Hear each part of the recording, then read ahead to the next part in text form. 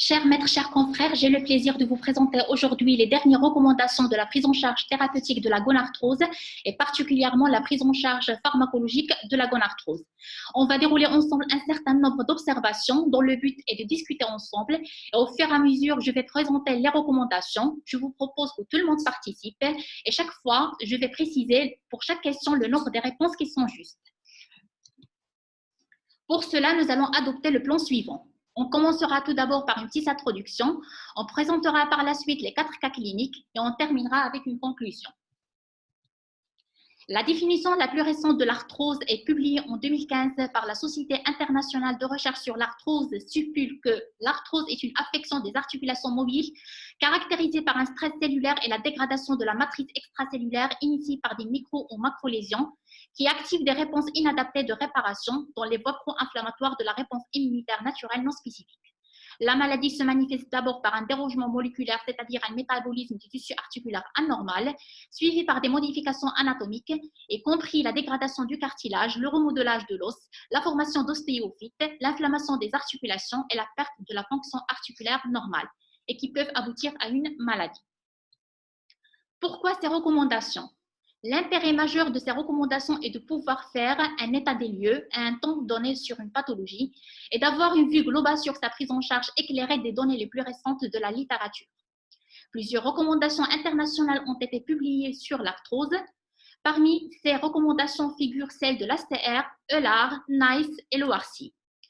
Et aujourd'hui, nous avons choisi les dernières recommandations de la Société française de rhumatologie sur la prise en charge pharmacologique de la gonarthrose publiée en 2018, comportant 5 principes généraux et 11 recommandations. On commence par le premier cas clinique. Alors, vous recevez en consultation une dame de 58 ans, sans antécédents pathologiques, avec un surpoids. Son IMC est de 28 kg par mètre carré.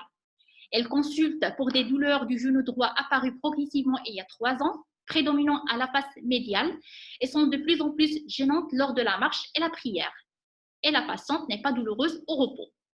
À l'examen clinique, vous trouvez un genou droit douloureux à la mobilisation sans choc rotulien et la radiographie montre une gonarthrose fémorotibiale droite interne débutante stade 1. Parmi les propositions suivantes, que proposez-vous chez cette patiente, sachant que vous avez le droit d'une seule proposition?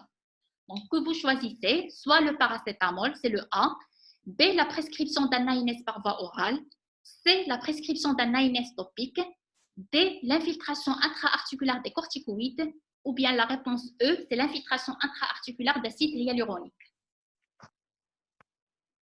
Donc, je vous invite à répondre.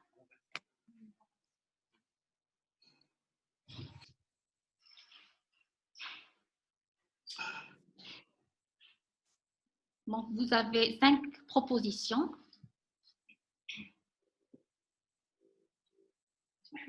Donc, j'ai 2 réponses A. Tout le monde répond A. La plupart ont répondu A. Oui, A, c'est la bonne réponse. Donc, tout le monde répond A. Moi, je réponds C.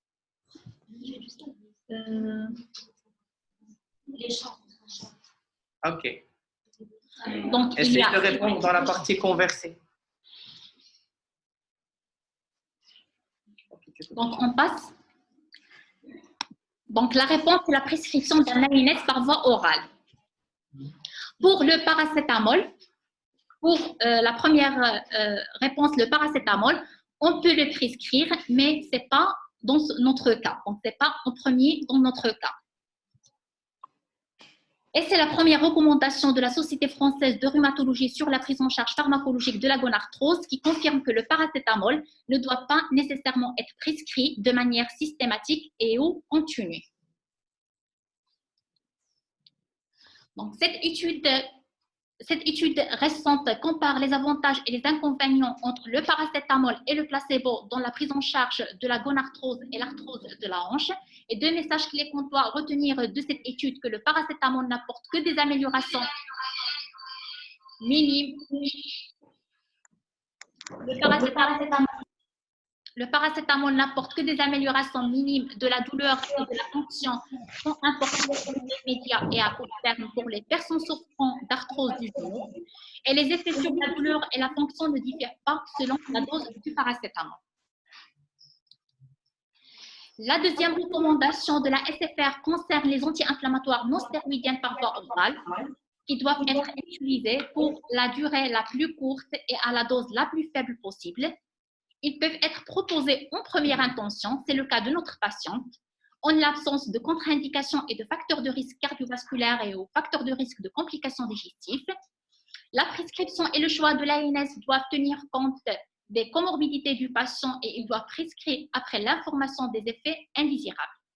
Et tout le monde sait que les anti-inflammatoires non stéroïdiens doivent être prescrits avec prudence pour éviter les complications graves telles que les saignements du tractus gastro-intestinal et les événements cardiovasculaires. Pour les anti-COX-2, ils ont une meilleure tolérance au niveau digestif. Et pour les patients présentant des facteurs de risque cardiovasculaires tels que le tabagisme, l'hyperlipidémie, le diabète sucré ou l'hypertension artérielle, la prescription du naproxène peut être envisagée. Donc, merci, Dr. Ajwasi, pour ce premier cas. Je pense qu'on va ouvrir la discussion. Est-ce qu'il y a des gens qui ont des remarques sur ce premier cas et ces deux recommandations avant qu'on passe au deuxième cas? Est-ce qu'il y a des choses à ajouter ou bien est-ce qu'il y a des questions? Est-ce que vous êtes d'accord, vous n'êtes pas d'accord? Parce que je vous dis, c'est des recommandations. Donc, on peut ne pas être d'accord à 100%.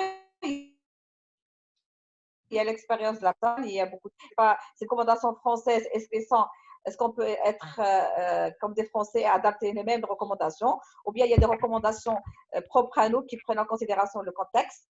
Donc là, j'ouvre à peu près 5 minutes de discussion sur ce premier cas. Si vous avez des choses à ajouter ou bien des précisions à demander soit à Dr. Ajwasi ou bien à moi, puisque j'ai supervisé son travail. Donc, à vous la parole. Madame, Oui. moi j'ai une question. Oui. Oui, madame, en effet, moi j'avais lu dans les recommandations de l'ORC, donc ils ont parlé effectivement donc, de la place des antalgiques et qui n'a pas une grande place dans la prise en charge, c'est-à-dire de la gonarthrose et surtout en poussée. Et ils ont parlé aussi donc, de l'indication des INS et ceci en poussée congestive de la gonarthrose. Donc INS, c'est-à-dire s'il n'y a pas de contre-indication, on peut faire une infiltration corticoïde. Et ils ont parlé donc. Docteur Moutawakil, laissez-nous dans ce premier cas. Ne rentrez pas dans d'autres cas. Donc, dans ce gonarthrose simple, on a bien précisé choc socrotilien, ça veut dire qu'on n'est pas dans la poussée inflammatoire, il n'y a pas de comorbidité. Donc, restez dans reste dans le premier cas. Oui, madame, bah, en effet, c'est juste pour discuter le premier cas. Donc, oui. donc, je me demande pourquoi, donc si cette patiente n'est pas en poussée congestive, pourquoi on va lui donner un INS par voie générale, c'est-à-dire par voie orale? Plutôt ne pas, bah, je sais pas. Moi, ce que j'ai cru comprendre, c'est que les INS ou les corticoïdes donc, sont généralement prescrits en cas de poussée congestive, pas. Donc là, c'est ça l'intérêt, parce que là, c'est une nouvelle recommandation, parce que qu'est-ce qu'on avait comme autre notion? C'est qu'on face à une arthrose qui n'est pas en poussée congestive, il faut donner un antalgique. Vous êtes d'accord? Oui. Avant que je prenne la parole, est-ce qu'il y a d'autres questions ou bien d'autres suggestions? Comme ça, je prends moi la dernière la parole. Ou bien je prends la parole, s'il n'y a pas d'autres remarques. Ah, dites ce que vous pensez, hein? C'est pas 1 plus 1 égale 2, hein? Vous pouvez avoir une autre vision, hein? Une autre conduite. Madame? Oui, Alors, madame, moi je rejoins aussi donc, ce qui a été dit avant, c'est que je commencerai par les antalgiques palier 1, puisque la malade présente une douleur qui est principalement mécanique. Et bien sûr, donc, je parle des traitements, donc la prise en charge en première intention. Je donnerai les antalgiques donc, palier 1 et je jouerai sur les mesures non pharmacologiques. Attendez, je vais ouvrir une parenthèse. C'est le staff d'aujourd'hui, c'est le traitement médical. Donc, ne rentrez pas dans le traitement non pharmacologique. Ça va être, c'est ce que je vous ai dit la dernière fois, ça va être le sujet d'un autre staff. Donc, on va rester dans le traitement médicamenteux. Ne rentrez ni dans le sport, ni dans la fonction, ni rien du tout. C'est le traitement médical. Je reçois cette malade, elle est douloureuse. Qu'est-ce que je peux lui proposer? Donc, c'est ça la première question. Et à partir de là, il a parlé de 2 recommandations. Oui, oui, Anaël, je suis désolée de t'interrompre. C'est juste pour préciser, revenez juste au traitement médical aujourd'hui. L'objectif, c'est le traitement médical. Donc, madame, concernant le traitement médical, je me contenterai de prescrire les antalgiques de palier 1 en première intention. D'accord. Professeur, s'il vous plaît. Oui, ben, vous secours. D'autant plus que la patiente, quand je vois un peu le cas clinique, la douleur est plus mécanique. C'est une douleur purement mécanique. Étant donné que la douleur elle est mécanique, elle n'est pas vraiment invalidante et qu'on la retrouve simplement à la mobilisation, il n'y a pas de choc rotulien. Et moi, je mettais plutôt effectivement un antalgique de palier 1 en première intention, évaluer l'évolution de la douleur de la patiente avant d'introduire les anti-inflammatoires. Est-ce qu'il y a une autre proposition en dehors de ce qu'on vient de dire, pour ne pas se répéter? Non?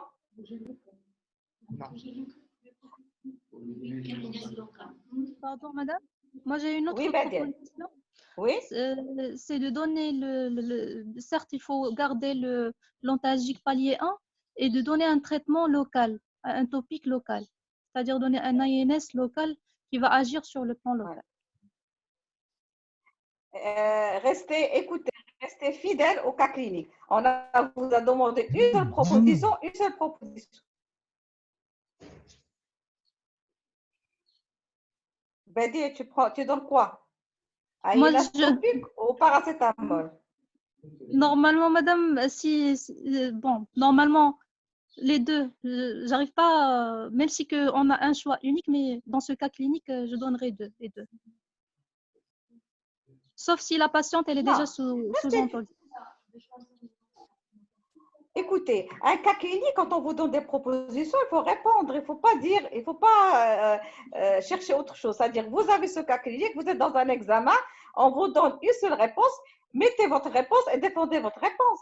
Mais n'ajoutez pas d'autres. Allez-y. Donc, s'il n'y a pas de questions, c'est moi qui vais prendre la parole pour ce premier cas.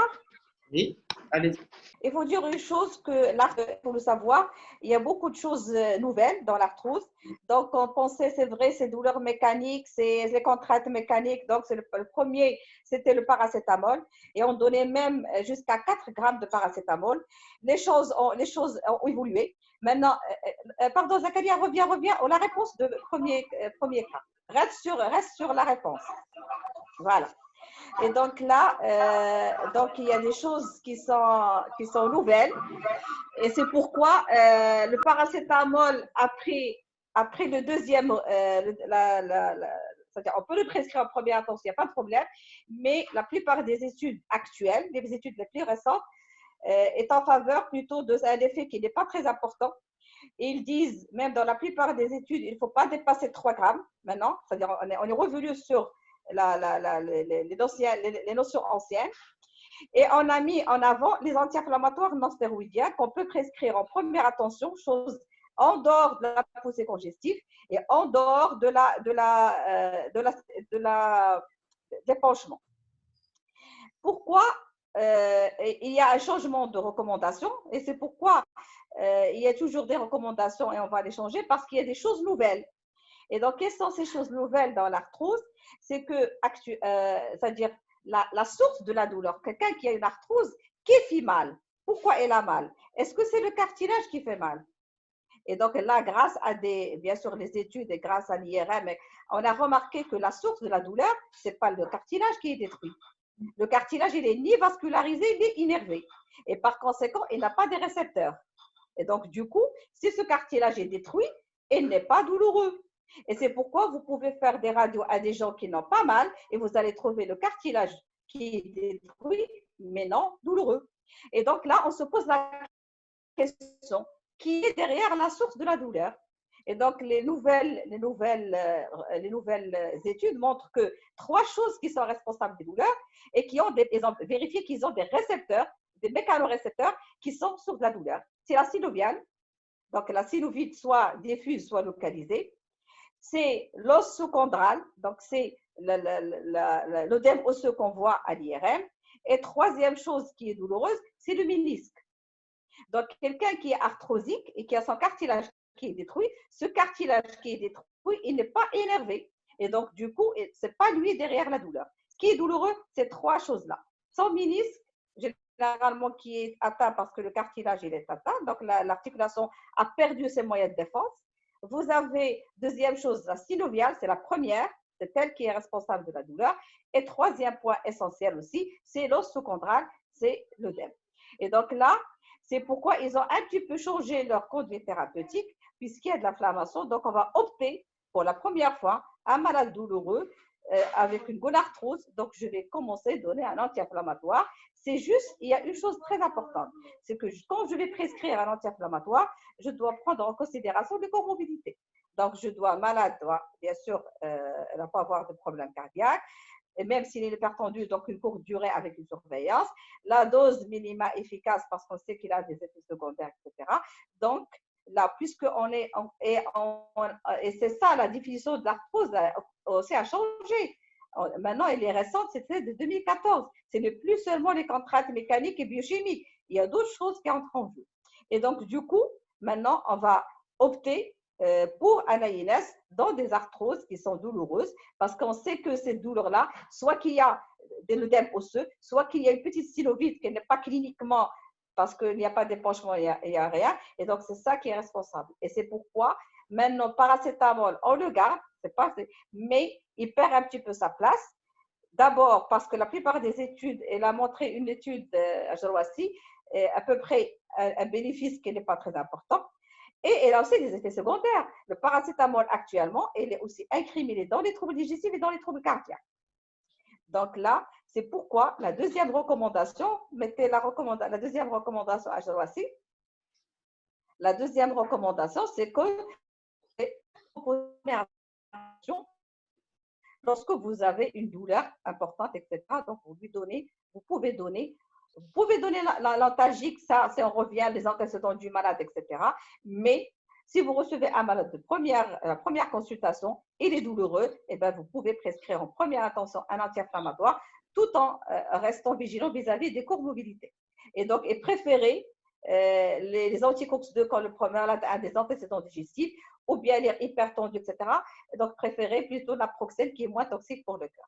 Donc, je vous dis ça, c'est les dernières choses que j'ai pu lire, moi, dans cette pathologie-là. Donc, là, on comprend bien pourquoi les malades sont douloureux et on adapte ça en fonction de ces mécanismes, ces nouveaux mécanismes, ces nouvelles découvertes face à cette pathologie-là, qu'on a pris toujours pour douleur mécanique, allez, paracétamol. Eh bien non, actuellement, les recommandations ont changé. Et donc, les AINS, pas seulement poussées inflammatoires, pas seulement lorsqu'il y a un épanchement, en première intention, un genou douloureux, ça veut dire sous-entendu qu'il est soit il y a un œdème sous-chondral qui est responsable, et donc il y a une inflammation, soit c'est une synovite qui n'est pas très palpable et qui est à l'origine de l'inflammation. Et donc là, on va gérer bien un malade avec un anti-inflammatoire. Donc, c'est les dernières choses que j'ai pu avoir. C'est pourquoi, si moi, ce malade se me présente, pour la première fois, je ne le connais pas. Donc, première poussée, je vais donner poussée mécanique, je vais donner un anti-inflammatoire en premier. S'il y a des comorbidités, là, on va rentrer dans les scénarios, d'autres scénarios. Là, s'il y a des comorbidités, bien sûr, je vais donner le paracétamol. C'est pourquoi on a dit sans antécédent, juste une douleur du genou. Voilà. Si j'ai bien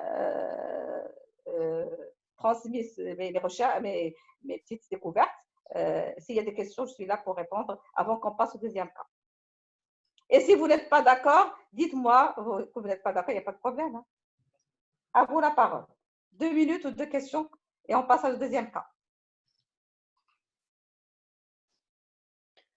Madame, c'était très clair. On a compris selon ce que vous avez expliqué, la physiopathologie et le mécanisme donc, de la douleur. C'est logique d'utiliser des anti-inflammatoires. Donc, pour moi, je pense qu'il n'y a pas de question. S'il n'y a pas de commentaires, on passe. Professeur, s'il vous plaît. Oui, Boussoukou. Oui, ils disent qu'il faut la donner la durée la plus courte possible, c'est-à-dire entre 1 semaine à 10 jours, bien entre 5 à 1 semaine.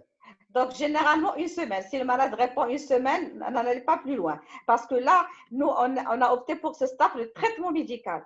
Mais après, il y a autre chose, il y a le traitement non médicamenteux, et là, ça va aider. il y a les autres traitements qu'on va donner pour la fonction, etc. Donc là, on vise dans ce staff-là un malade qu'on va soulager immédiatement. Donc, visez sur tout ça, c'est ça les recommandations d'aujourd'hui. Donc, pardon, plutôt la première recommandation, c'est-à-dire, je dois, mon premier objectif, je vais le suivre. Et bien sûr, après, c'est une pathologie où elle est complexe, il y a la fonction, il y a beaucoup de choses. Là, on va faire, ça va être l'objet d'un autre stade. D'accord? Mais là, je vais le soulager. Il n'y a pas de comorbidité. Je sais que le cartilage n'est pas énervé et donc du coup, ce n'est pas lui qui est source de la douleur, même s'il est détruit. Je sais que soit c'est un œdème, donc l'inflammation osseuse, soit la synoviale, soit le ménisque, on va voir pourquoi. Et là, ben, je préfère moi, maintenant, comme moi aussi j'étais de la même avis que vous, la première des choses, je me donne un antalgique, douleur mécanique, un antalgique. Mais maintenant, on a des choses, on a des explications. Donc là, on change notre conduite. Et c'est pour ça que j'ai préféré faire ce staff avec Ajrouassi et moi qui va répondre à la place de Ajrouassi. Parce qu'on a discuté ensemble et il a fait un grand effort.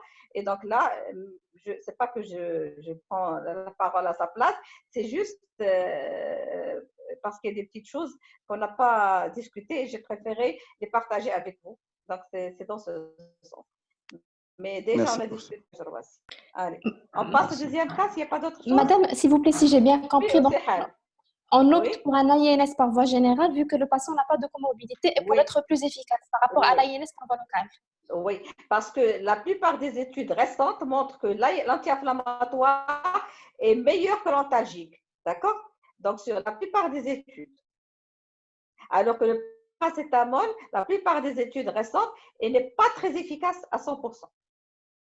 Donc, s'il n'y a pas de comorbidité et la malade n'a aucun problème, donc, et vous voulez gérer une poussée douloureuse non inflammatoire ou la non congestive, eh ben, optez plus pour un anti-inflammatoire de courte durée. Ça, c'est voilà, la deuxième recommandation.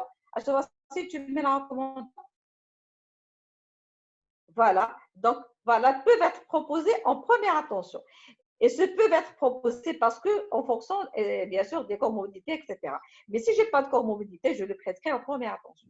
Je ne sais pas si on a mis les études à Ajrouassi des INS, ça je ne me rappelle plus, mais il y a des études qui montrent leur efficacité, mais essentiellement, prendre en considération les comorbidités. Mais toujours, il n'y a pas d'étude sur l'efficacité des anti-inflammatoires sur l'arthrose du genou. Donc, toujours, c'est l'efficacité à court terme. Oui, c'est à court terme. C'est pour traiter la douleur. Et on va voir après le traitement, les non-médicamenteux, etc. D'accord?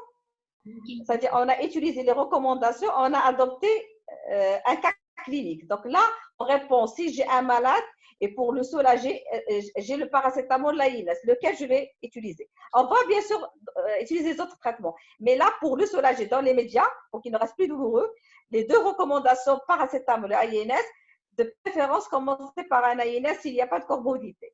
On va voir la suite dans les autres cas cliniques. Alors, on passe à la deuxième observation. La deuxième observation est celle d'une femme de 60 ans qui est hypertendue, mal équilibrée, diabétique type 2, dyslipidémie et se présente pour des gonalgies bilatérales mécaniques depuis de nombreuses années avec périmètre de marche très réduit. À l'examen clinique, vous trouvez les deux genoux qui sont douloureux à la mobilisation avec un fléchon de 30 degrés. Et à la radiographie, c'est une gonarthrose bilatérale bicompartimentale stade 3. Parmi les traitements suivants, que proposez-vous en première intention? Donc, vous pouvez choisir au-delà d'une réponse. Donc, soit A, les hémoïdes faibles, B, le paracétamol, C, les AINS par voie orale, D, les AINS locales, ou bien E, l'infiltration intra-articulaire des corticoïdes. Alors, je reviens au cas clinique. Donc, c'est une femme de 60 ans qui est hypertendue, mal équilibrée, diabétique type 2, dyslipidémie. Il se présente pour des gonalgies bilatérales mécaniques depuis de nombreuses années avec périmètre de marche très réduit. À l'examen clinique, vous trouvez les deux genoux qui sont douloureux à la mobilisation avec un fléchon de 30 degrés. Et la radiographie montre que c'est une gonarthrose bilatérale bicompartimentale stade 3. Alors, parmi les traitements suivants, donc, il y a les opioïdes faibles, le paracétamol, les AINS par voie orale, l'AINS locale et l'infiltration intra-articulaire des corticoïdes. Donc, vous choisissez quoi comme traitement? Allez, commencez voilà, donc ADE, oui. Donc, Ici, A. ADE, Mhm. AD.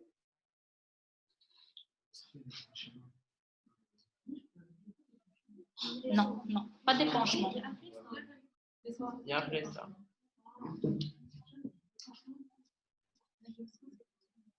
Donc, il y a A, ADE, AD, AE. Et E, c'est diabète équilibré pour Dr Zahir. Donc, on passe. On passe. Oui, oui, on passe. Alors, les deux réponses sont le paracétamol et les AINES locales. Le paracétamol, parce qu'il y a les antécédents de l'HTA et du diabète, et les AINES locales, parce que les AINES par voie orale sont contre-indiqués dans ce cas. Donc, et on a bien précisé en première intention. La troisième recommandation précise de la SFR précise que les AINES topiques peuvent être proposés, à savoir que l'application topique d'un AINES est l'option la plus sûre, non seulement pour les patients âgés, mais aussi pour tous les autres patients, en particulier ceux qui présentent un risque accru de souffrir d'effets secondaires gastro-intestinaux. Et aucun effet indésirable gastro-intestinal et rénal grave n'a été observé dans les essais ou dans la population générale. Alors, par la suite, après une semaine du traitement, la patiente garde la même symptomatologie. Attendez, Ajrouassi. Oui, madame. Attendez, on va voir, est-ce qu'ils ont. On discute d'abord cette première conduite. Oui. Est-ce que tout le monde. Parce que tout le monde n'était pas d'accord, donc il faut qu'on voit pourquoi. Revenez à notre. Voilà, paracétamol à INS local. En première, attention, je suis une malade âgée. Je ne sais pas quel est son âge, Ajrouassi 60 ans. Voilà. Voilà. Et donc là, elle est l'hypertension mal équilibrée, diabète de type 2, dyslipidémie, une arthrose qui est connue avec un périmètre de marche réduit. Donc, la plupart, ils ont opté pour infiltration et, je pense que j'ai bien retenu, et des hémorroïdes. Les paracétamol. Infiltration des corticoïdes, oui. Mais la plupart, ils ont dit A, les hépoïdes faibles. Et pourquoi ils n'ont pas mis paracétamol? Parce que ce n'est pas suffisant. Si. Madame, elle est très douloureuse. Elle a un périmètre de marche très réduit. Donc, paracétamol seul, à mon avis, insuffisant. Madame, puisqu'on avait dit que le paracétamol n'était pas très suffisant, il n'améliorait pas trop la douleur, et vu que la patiente est très douloureuse, pourquoi ne pas proposer les opioïdes faibles avec des AINES locaux? Parce que c'était ça ma proposition. D'abord, on n'a pas dit très douloureuse. On a dit genou douloureux avec flexion 30 degrés. Donc, restez fidèle à votre cas clinique pour pouvoir répondre. Périmètre de marche, ça c'est autre chose, ça c'est la fonction. Il faut toujours rester très fidèle à votre. Il faut écouter vos malades. Il faut différencier entre la douleur et la fonction. D'accord? Et c'est mécanique qu'on a précisé en première intention. Donc, et on a dit, voilà, je la reçois, elle est diabétique, il est hypertendu, elle a une arthrose, qu'est-ce que je vais lui proposer en première intention? Vous avez le droit de proposer, mais nous, on va essayer de proposer et de rester un petit peu proche des recommandations.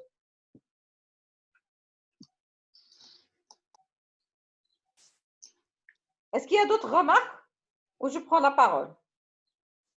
Allez-y, madame. Il n'y a pas d'autres remarques? Non. Donc, pour le premier traitement, bien, je donnerai, puisque j'ai pas mal de comorbidités, donc je ne vais pas pouvoir donner l'AINES, malgré qu'on peut le donner en première attention, parce que là, je suis bloquée par les comorbidités, donc ça a éliminé. Je vais donner un antalgique, parce que je vous ai dit qu'il n'est pas à 100% efficace, mais il reste efficace quand même. Donc, c'est un traitement qui va soulager. Donc là, je vais utiliser ma première carte. Ma première carte, c'est le paracétamol, puisque c'est vrai, il n'est pas très. C'est-à-dire, les études récentes ne montrent pas vraiment qu'il est très supérieur par rapport au placebo, mais il y a un effet positif.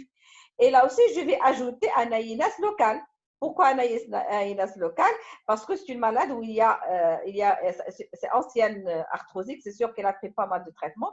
Et là, il y a une recommandation qui est là pour l'AINES local, comme quoi il est efficace. Et donc là, j'ai une nouvelle recommandation en 2018 qui me donne la main pour donner l'AINES local parce qu'il est efficace. Une seule chose qui est très importante pour l'AINES local qu'il faut connaître, c'est qu'il faut faire attention avec les sujets très âgés. Là, on a pris 60 ans, c'est pourquoi on a mis l'AINES. Mais si j'ai un malade qui est très âgé, 80 ans, n'oubliez pas qu'il y a l'amyotrophie de la peau. Et donc, il y a un passage très important, un passage systémique très important des AINES. Et donc, je risque, s'il est diabétique ou s'il est hypertendu, de déséquilibrer son hypertension par l'AINES local. Parce qu'il y a un passage important à travers la paroi qui est la paroi cutanée, qui est la peau qui est là aussi, parce que le malade est âgé. Et donc, il y a un passage systématique à cause de l'amyotrophie de la peau. Là, donc, ça reste une option pour moi. Quand j'ai un malade où il a des comorbidités et il est âgé, donc, pour la première fois, je le vois, je vais le soulager, je vais donner le paracétamol et je vais donner l'AINES locale. Je ne peux pas l'infiltrer parce que son diabète est déséquilibré, je n'ai pas ça. Écoutez, imaginez-vous toujours, vous êtes dans vos cabinets ou bien dans un hôpital et vous recevez ce malade pour la première fois. Vous n'allez pas attendre l'hémoglobine glyquée, voir. Non, d'abord, je donne un traitement de première attention qui est sûr, qui prend en considération les comorbidités. Donc là, AINES, paracétamol. J'ai la première recommandation qui me donne le feu vert pour donner le paracétamol, malgré que maintenant il recule un petit peu, mais ça reste un médicament. J'ai la possibilité de donner l'AINES. J'ai une troisième recommandation qui me donne, qui est pas mal d'études contre placebo montrent l'efficacité. Eh bien, je vais, aujourd'hui, je le vois, je vais faire ce médicament, je vais donner ce médicament et puis après, je le vois, est-ce qu'il évolue bien ou non. Donc, imaginez toujours, lorsqu'on vous donne un cas clinique, c'est quand vous êtes face à un malade, qu'est-ce que je vais prescrire dans mon ordonnance le premier jour? Bien sûr, on peut faire une infiltration, tout à fait d'accord avec Zahir, mais d'abord, avant de faire l'infiltration, je dois demander l'hémoglobine, les glycémies. Et donc, le premier jour que je le vois, je ne peux pas donner l'accord pour l'infiltration. Donc, imaginez-vous devant ces cas cliniques quand vous êtes face à un malade. Et donc là, on a pris ce cas clinique pour vous dire que vous avez le droit de donner des anti-inflammatoires locaux et vous devez être sûr que vous êtes efficace. Parce que là, il y a une recommandation, il y a des études qui montrent l'efficacité. Il faut juste être vigilant vis-à-vis des sujets très âgés à cause du passage systémique important des AINES locaux et de kétoprophène comme AINES local parce qu'il donne beaucoup d'hypersensibilité. Donc, je dois prendre ces deux précautions avant de les prescrire. Ça va? Oui. On continue? Tout le monde, il n'y a pas de remarques? On passe? Allez, on passe.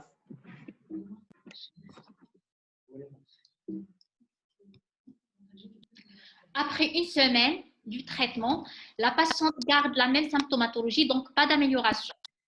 Que prescrivez-vous comme traitement de deuxième intention chez cette patiente?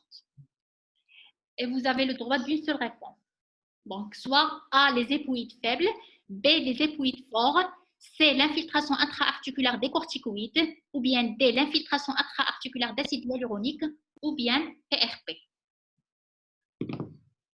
Donc, pas d'amélioration par le paracétamol et l'AINES locale.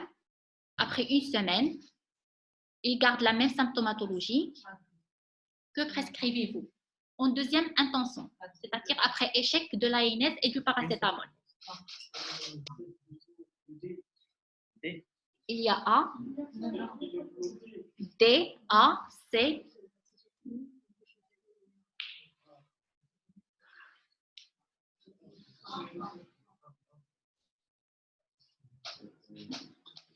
Donc, les hépoïdes faibles, l'infiltration intra-articulaire d'acide hyaluronique et l'infiltration intra-articulaire des corticoïdes. Donc, pour la réponse, c'est on commence d'abord en deuxième intention les hépoïdes faibles. Pourquoi?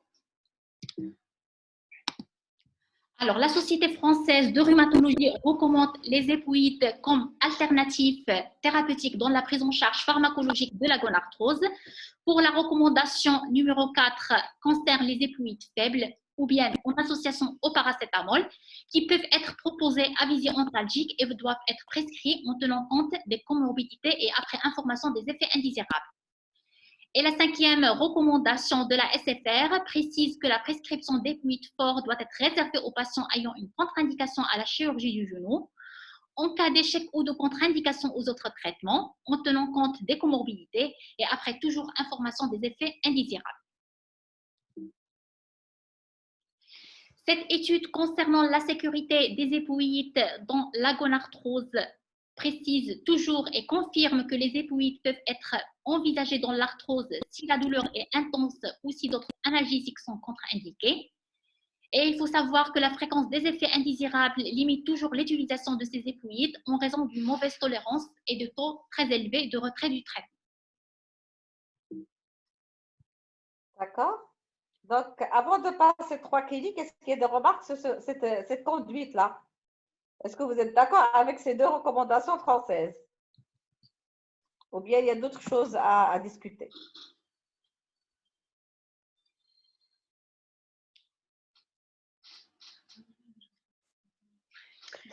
Madame Zelani, en fait, moi j'avais répondu à cette question par une infiltration de corticothérapie du moment qu'en fait on est face à une patiente qui est âgée et qui est multitarée. Donc, j'ai pensé qu'il valait mieux de proposer un traitement qui va donner une réponse rapide et c'est quelque chose qui va agir localement. Bien sûr, et j'ai pensé que si jamais son diabète était déséquilibré avec un taux d'hémoglobine glyquée qui était hors fourchette, dans ce cas, on pourra passer aux opioïdes. Oui, c'est une conduite, mais c'est-à-dire qu'il faut savoir, Harachi, que tu as toujours des traitements de première et deuxième attention. C'est une diabétique, et donc c'est vrai, si le diabète est équilibré, tu as le droit de donner une infiltration, je te rejoins à 100%, mais moi, je préfère, c'est-à-dire laisser cette infiltration s'il ne répond pas aux opioïdes. Ou bien si elle a des contre-indications aux opioïdes, pourquoi? Quand même, une infiltration sur un terrain diabétique, malgré qu'il est équilibré, etc., vous allez un petit peu déséquilibrer. Ça risque aussi, c'était des terrains favorisant des infections. Donc, je préfère garder l'infiltration dans ces cas-là, quand il y a ces comorbidités, la laisser en dernier. C'est vraiment, je ne peux rien donner à ce moment-là. Et si son diabète est équilibré, oui, c'est une option aussi thérapeutique. D'accord, merci. Oui. Il y a d'autres choses. Je vous conseille une chose, essayez de donner ça, surtout chez les sujets un petit peu âgés. Pourquoi? Parce que là, il y a le risque de pharmacodépendance. Et donc, évitez ces médicaments-là chez les sujets un petit peu jeunes, 40 ans, 35 ans, 50 ans, parce que la pharmacodépendance, elle est plus grave chez ces sujets-là. Donc là, essayez, si malade et âgé, vous pouvez prescrire sans problème. Mais restez vigilants quand même. Mais sujets jeunes, évitez au maximum les hépoïdes faibles, hein, parce que c'est des terrains où la pharmacodépendance s'installe rapidement. Donc là aussi, il faut être vigilant sur ce point-là. Donc voilà. Donc, deuxième option, c'est plutôt aux hépoïdes faibles. On va chercher plus, bien sûr, en fonction de la réponse, on peut aller, comme il a dit Harachi, une infiltration, c'est les diabètes équilibrés, il n'y a aucun problème. Professeur, s'il vous plaît. Oui, Boussoukou. J'avais une question par Bien rapport sûr. à la recommandation. Ils disent que Oui.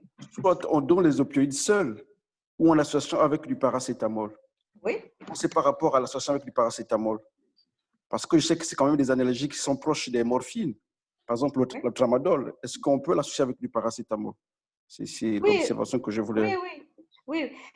Écoutez, quand vous allez, il y a deux formes. Soit vous allez donner juste le tramadol, et là, vous avez, pour avoir un résultat, un effet, vous allez augmenter à 150 jusqu'à 200 pour avoir un résultat. Et là, vous donnez beaucoup de tramadol. Vous êtes à presque 150-200 mg.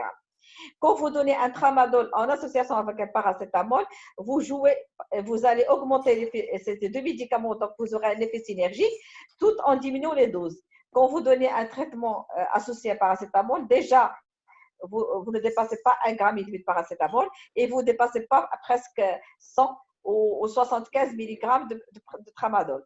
Donc, l'intérêt de donner l'association, c'est que ça vous donne la possibilité de donner moins de doses la journée. D'accord. Et comme ça, de limiter peut-être la dépendance aussi. Et ça limite un petit peu la dépendance. Oui. Par exemple, je dis, voilà. Donc, c'est essentiellement parce qu'on donne 2 médicaments et on joue sur la dose pour avoir le résultat. Ok, merci. Pour avoir un résultat. Voilà. On passe au troisième cas clinique. Oui. Pour le troisième cas clinique, il s'agit d'un homme de 80 ans avec antécédent d'ulcère gastro-duodénal et hypertension artérielle. Il se présente pour des gonalgies bilatérales évoluant depuis de nombreuses années et qui a présenté depuis une semaine un genou gauche gonflé avec impotence fonctionnelle importante. À l'examen clinique, vous trouvez un genou gauche chaud avec choc rotulin positif et une flexion à 60 degrés. Et à la radiographie, c'est une gonarthrose fémoro-tibiale stade 3. Alors, que proposez-vous chez ce patient dans l'immédiat? Donc, quelle est votre conduite à tenir immédiatement? Donc, soit une injection intra-articulaire d'acide hyaluronique, c'est la réponse A. La réponse B, c'est l'injection intra-articulaire des corticoïdes avec ponction évacuatrice. La réponse C, c'est l'association d'injection articulaire des corticoïdes et d'acide hyaluronique, ou bien le paracétamol, ou bien l'anti-inflammatoire non stéroïdien. Donc, que proposez-vous dans l'immédiat?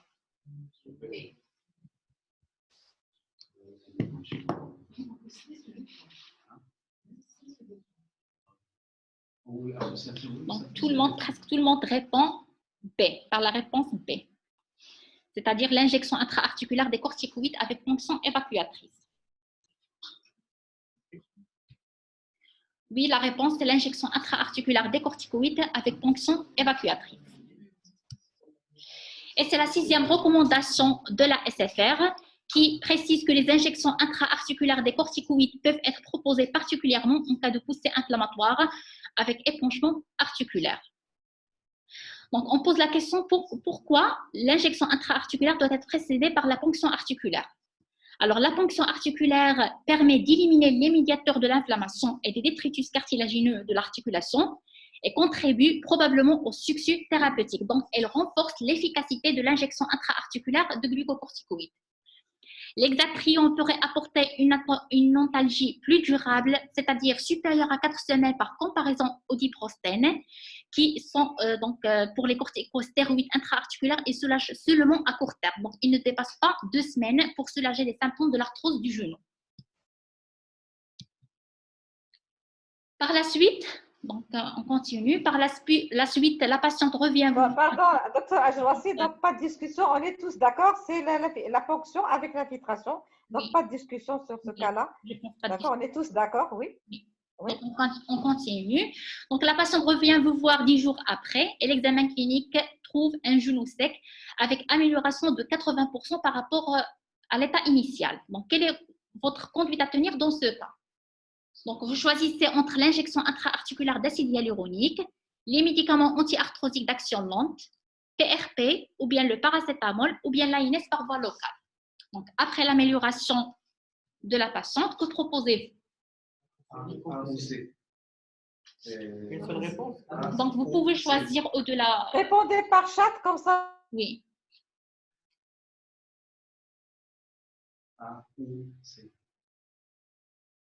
D'accord. A, C, B. Donc, vous pouvez choisir plus d'une réponse. Donc, il y a A, l'injection intra-articulaire d'acide hyaluronique. A, B, médicaments anti-arthrosiques d'action lente. Et il y a PRP. Donc, il y a 3 réponses. Moi, c'est le A. D'accord.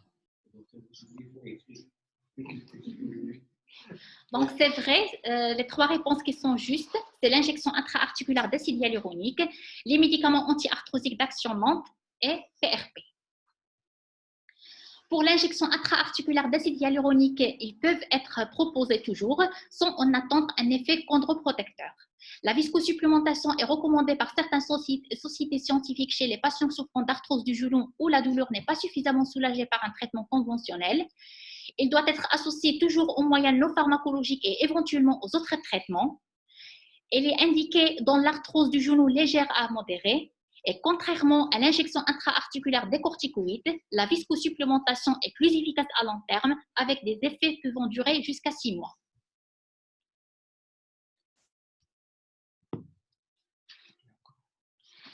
Pour la 8e recommandation, il concerne les médicaments anti-arthrosiques symptomatiques d'action lente, que ce soit pour l'insaponifiable d'avocat et de soja, la chondroïtine, la glucosamine et la diacérine, qui peuvent être proposés sans en attendre un effet chondroprotecteur. Donc, cette étude concerne l'efficacité et la sécurité du glucosamine et la chondroïtine dans le traitement de la gonarthrose.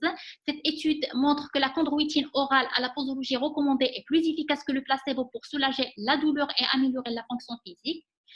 Comparé au placebo, la glucosamine a montré un effet significatif sur le résultat de la raideur et du point de vue de la sécurité, les deux composés sont très bien tolérés. Et les dernières recommandations de l'ACR 2019 recommandent toujours les 2 molécules glucosamine, chondroïtine sulfate dans la prise en charge de la gonarthrose. Donc, ils recommandent fortement ces 2 molécules. Et pour la PRP, les experts n'ont pas statué sur l'intérêt des injections intra-articulaires déconcentrées plaquettaires PRP du fait du manque de recul et de l'insuffisance des données.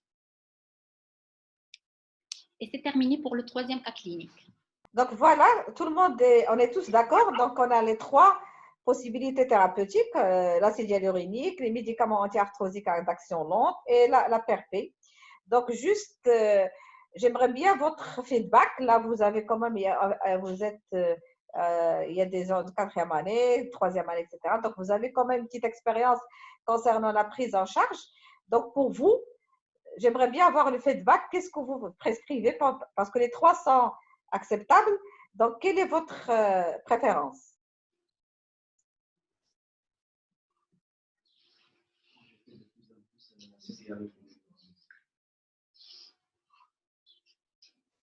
Moi, je dirais, madame, je privilégierais les médicaments anti-arthrosiques d'action lente d'abord, pendant 6 mois.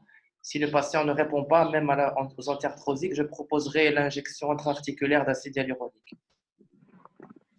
Madame, pour moi, je préfère l'acide hyaluronique pour le genou. Très bien, oui. Madame, moi aussi, je préfère l'acide hyaluronique pour le genou. Donc, j'ai une bonne, oui, madame, bonne expérience avec l'acide hyaluronique. Très bien, oui.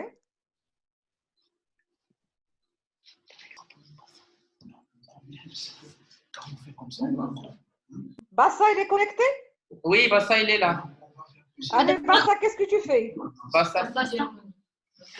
Madame, moi, je propose l'injection intra-articulaire de l'acide. Attends, toi, tu as fait le topo, hein, tu ne dois pas proposer. Ni toi, ni moi. Oui, bonsoir à tout le monde. Bassa. Oui, Bassa. moi, je proposerai la viscosupplémentation dans l'acide hyaluronique, professeur. D'accord, oui. Boussoukou, il est où, Boussoukou? Professeur. Je suis là, professeur. S'il vous plaît, professeur. Oui, Bassa, oui, Bassa. Je n'ai pas fini, donc. C'est mieux qu'on avance. Si on attend les autres, donc on va faire plusieurs appels, professeur. Non, on va avancer. Donc, toi, tu es pour l'acide hyaluronique. Okay. Allez, Boussoukou.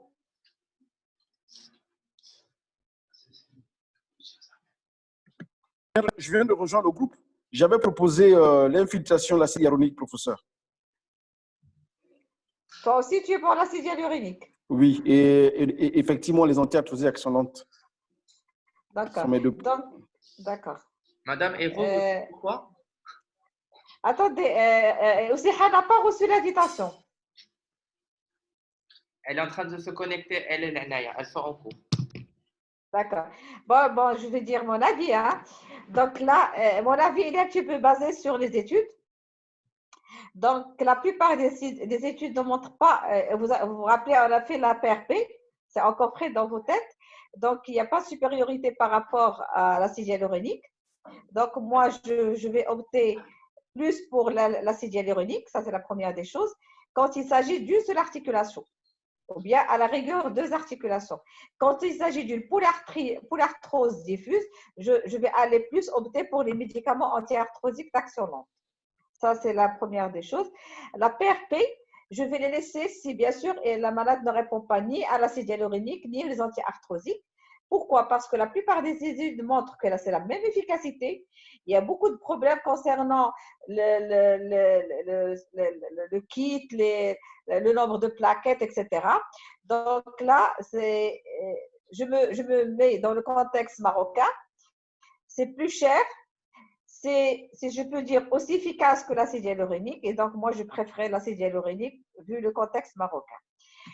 Il y a deux choses qui sont très importantes à prendre en considération. Moi, je les prends toujours. C'est pour les anti-arthrosiques d'action lente. Donc là, il n'y a pas un moyen vraiment pour vérifier l'efficacité. Donc, c'est de faire des fenêtres thérapeutiques quand je démarre un traitement anti-arthrosique d'action lente. Deuxième chose qui est très importante, c'est qu'il faut être prudent vis-à-vis de la diacérine parce qu'il est contre-indiqué au-delà de 65 ans. Donc, les malades âgés de plus de 65 ans, il ne faut pas leur donner. Et il faut être vigilant sur le foie. Il donne beaucoup de problèmes hépatiques. Donc là, il faut être prudent lorsque vous prescrivez cette molécule-là. Sinon, c'est ça ma petite expérience, c'est acide hyaluronique, sachant une chose très importante, la plupart des études, c'est qu'il ne dépend pas du poids moléculaire. Donc, c'est presque la même chose. Donc, ne regardez pas le poids moléculaire. Regardez, peut-être, moi, je suis plus tendance vers celui qui a été largement utilisé. Et donc, et si le malade, par exemple, là, je m'adapte aussi au contexte, c'est un malade âgé, je ne peux pas aller, là, il est âgé de 81 ans, donc je vais aller peut-être plus pour la mono-infiltration et non pas celle à une semaine d'intervalle. Si c'est une polyarthrose, je vais aller l'anti-arthrosique et je vais juger l'efficacité. Si les deux ne marchent pas, à ce moment-là, je vais aller la PRP pour ces malades-là. Donc, voilà, moi, ma conduite. Si vous avez autre conduite, ça sera la bienvenue. C'est une expérience, c'est le moment pour partager notre expérience. Je ne sais pas si aussi Hal et Naya sont connectés. Sinon, oui, madame. Oui, madame. Oui, madame. Oui, Naya. Madame. Madame, en fait, je partage bien sûr ce que vous avez expliqué. Moi, j'avais voté comme réponse la réponse A, puisque c'était pour moi la première, donc le traitement à faire en première attention chez ce patient. Donc, sinon, donc après ceci, s'il y a un chèque, j'aurais pensé à autre chose, comme vous avez expliqué, madame. Très bien. Aussi, tu le rejoins? Oui, madame, je vous rejoins totalement. Donc, moi aussi, je suis pour la réponse A. Commencez toujours par l'injection intra-articulaire d'acide hyaluronique, d'autant plus s'il s'agit d'un genou ou de deux genoux. Sinon, donc, c'est les anti-arthrosiques à action longue et laissez bien sûr la PRP en dernière intention, sauf si le patient est demandeur. Très bien. D'accord. Donc, s'il n'y a pas de remarques, d'autres remarques, on passe au dernier cas. OK. Oui, Ajroassi. Oui. Alors, pour le dernier cas clinique, il s'agit d'une patiente de 45 ans sans antécédents particuliers, responsable des ventes dans une société. Elle est suivie pour une gonarthrose débutante stade 1 depuis 3 ans. Elle présente depuis un mois une gonalgie droite rebelle aux antalgiques et les AINES avec sensation des brûlures. Et l'examen clinique trouve un genou libre, douloureux dans sa totalité avec des amplitudes qui sont conservées. Que proposez-vous chez cette patiente comme possibilité thérapeutique? Donc, parmi ces propositions, que proposez-vous? Donc, soit A, l'infiltration intra-articulaire des corticoïdes, B, PRP, C, la duloxétine, D, la capsaïcine, ou bien E, les éphoïdes forts.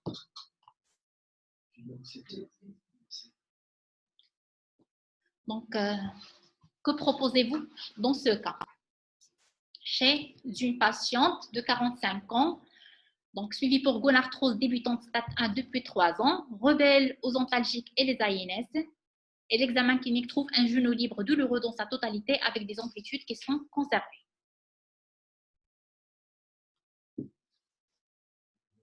Donc, allez, le vote. Oui, je vous Qui a invite voté? à répondre. C'est Dr Aussi Hal. Donc, tu as une idée sur le vote? Oui. D, A. Oui, A. Oui. Professeur, je mettais le A et le C. Une seule réponse, Boussoukou. Ah, dans ce cas, c'est le C, professeur. Moi, je mettais le C. Très bien, d'accord. Donc, il y a A, D, C. Il y a combien de A? Une seule A, 2 D et une seule C. Et les autres, pourquoi ils ne votent pas? Non, nous, on est ici. Ils ont voté C ici. C. Très bien, d'accord. Allez, on continue.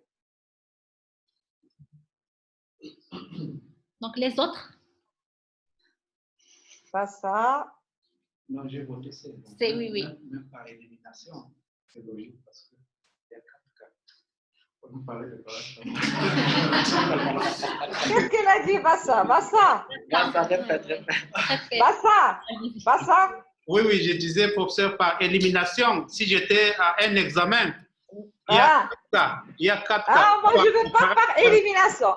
Allez, Bassa, tu me dis pourquoi tu as opté pour C. À chaque fois, si tu montres la réponse juste. Oui, la réponse est C. Oui, effectivement, à cause de la douleur neuropathique. Donc, il y a une composante neuropathique dans la douleur. Donc, on a parlé de sensation de brûlure. Donc, c'est à cause de ça que j'ai. D'accord. Le C, la duloxétine, doit agir aussi dans, je crois, dans sur les douleurs chroniques.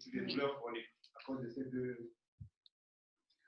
Ça veut dire quoi? Est-ce que tu peux expliquer un petit peu à vos camarades? On a des résidents de première année, donc ils doivent comprendre pourquoi on a choisi la duloxétine. Est-ce que tu peux expliquer, Bassa? Oui, il arrive.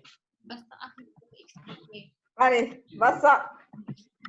Le grand Bassa arrive. Ah, l'autre.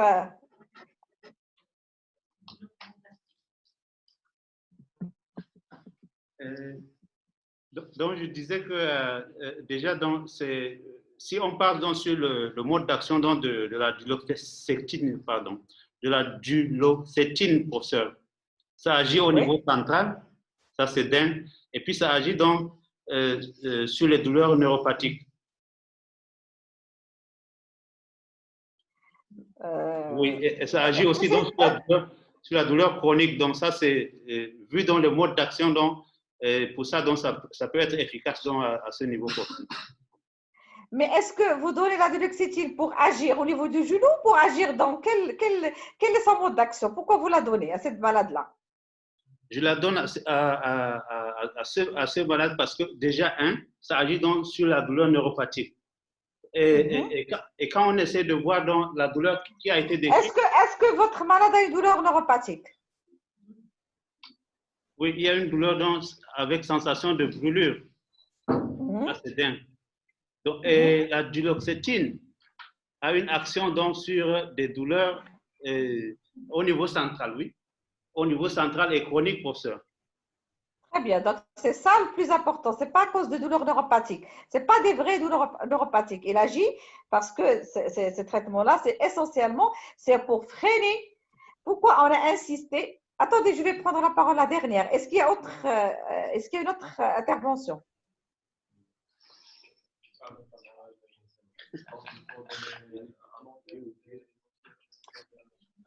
Donc, je pense qu'il n'y a pas d'autres… Bassa, tu as terminé? Bassa, il a terminé? Oui, Bassa a terminé, oui. Oui, il a terminé. Donc, quel est l'élément? Parce que dans les douleurs chroniques, qu'est-ce que vous comprenez par les douleurs chroniques? Qui peut m'expliquer? L'arthrose, c'est une douleur chronique. Oui ou non? Oui. C'est un rhumatisme chronique, un rhumatisme dégénératif chronique. Donc, qu'est-ce qui est dans l'énoncé qui va nous pousser à prescrire ce médicament? La notion que la… Le type de la douleur, madame. Que la douleur mène au traitement antalgique. En dehors du type de la douleur. En dehors du type de la douleur. Professeur, s'il vous plaît. Professeur, s'il vous plaît. Oui. Ça va perturber son mode de vie. C'est-à-dire que c'est une patiente avec cette douleur qui est chronique et persistante. Elle peut devenir dépressive, elle peut devenir anxieuse et ça va perturber son mode de travail. Bon, d'accord, allons-y. Autre explication?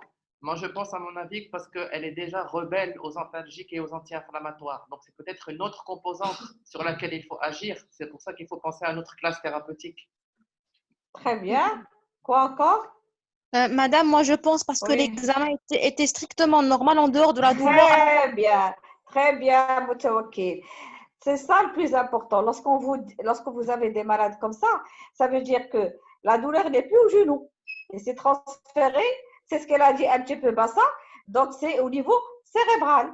Donc c'est l'hypersollicitation du centre de douleur cérébrale, donc qui est plus actif.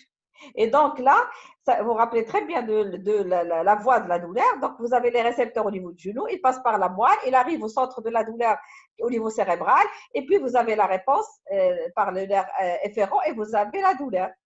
Donc là, c'est comme ça que ça se passe dans une douleur normale. Mais là, quand c'est ça le circuit, donc vous aurez des signes au niveau locaux. Ça veut dire que c'est un genou qui va être un petit peu limité, qui est douloureux au niveau du compartiment interne, etc. Donc là, ça c'est très important. La discordance pour pouvoir prescrire ce médicament, ce n'est pas seulement parce qu'il y a des sensations de douleur, parce qu'il y a une douleur neuropathique, non. C'est parce que quand vous examinez ce genou, vous le trouvez douloureux dans sa totalité. Ça attire votre attention et il est libre.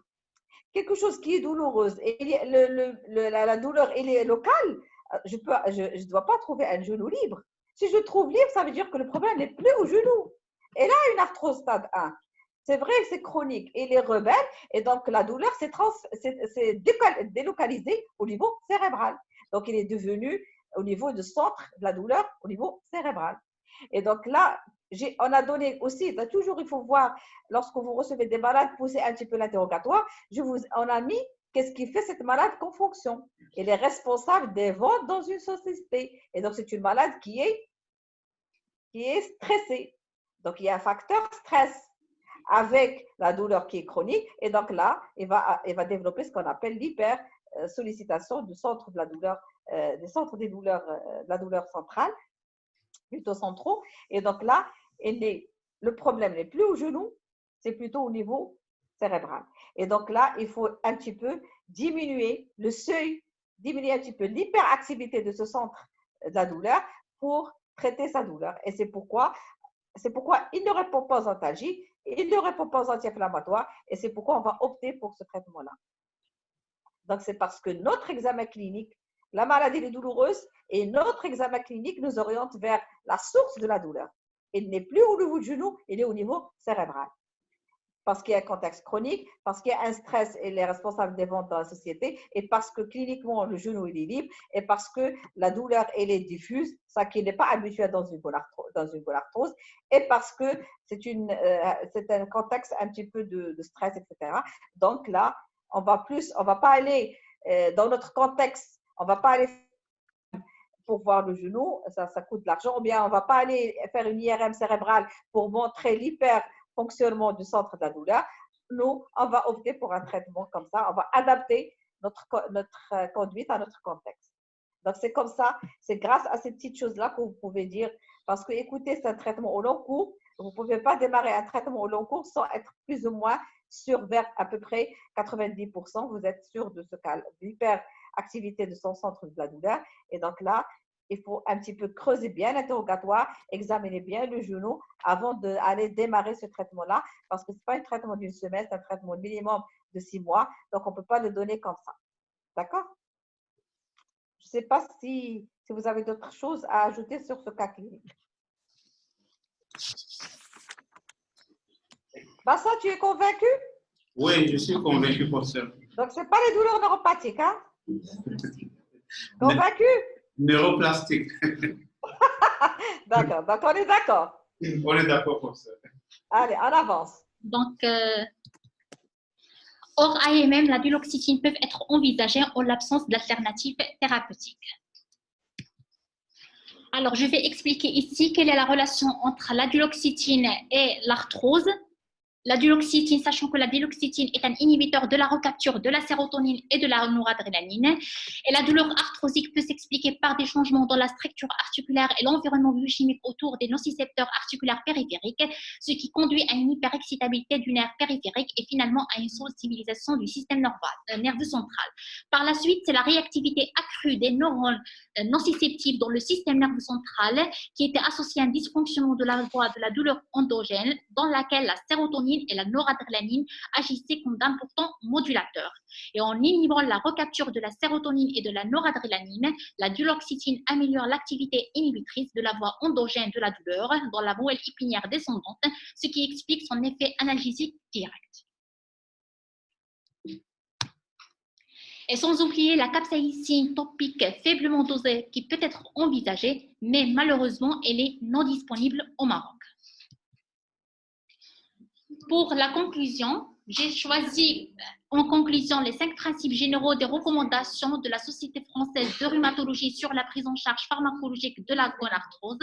Pour le premier principe général, c'est la prise en charge optimale de la gonarthrose doit inclure des mesures non pharmacologiques. Donc toujours, il faut insister sur les mesures non pharmacologiques. Deuxièmement, la prise en charge pharmacologique de la gonarthrose doit être personnalisée comme on a vu. Donc chaque patient est différent de l'autre et chaque patient a des caractéristiques différentes de sa gonarthrose. Les traitements pharmacologiques sont donnés uniquement à visée symptomatique et fonctionnelle. Quatrièmement, c'est du fait de l'âge et des comorbidités de la population gonarthrosique, toute prise en charge pharmacologique nécessite une réévaluation régulière.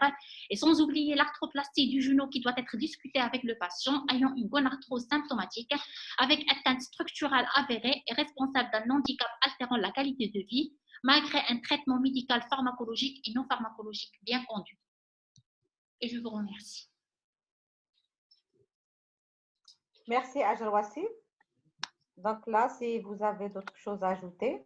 Donc on a choisi ce type de topo, Ajalwassi et moi, vu que pour qu'il ne soit pas monotone, c'est juste, il va faire des recommandations. Donc on a préféré faire des cas cliniques et en même temps insérer la recommandation.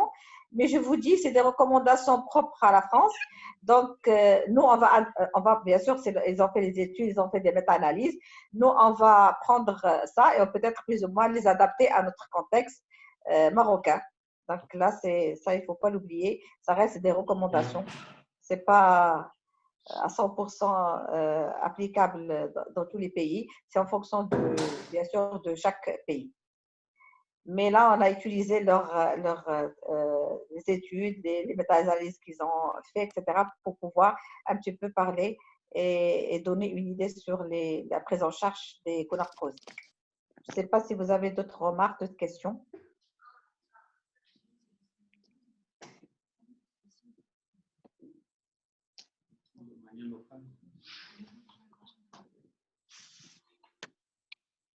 C'est clair?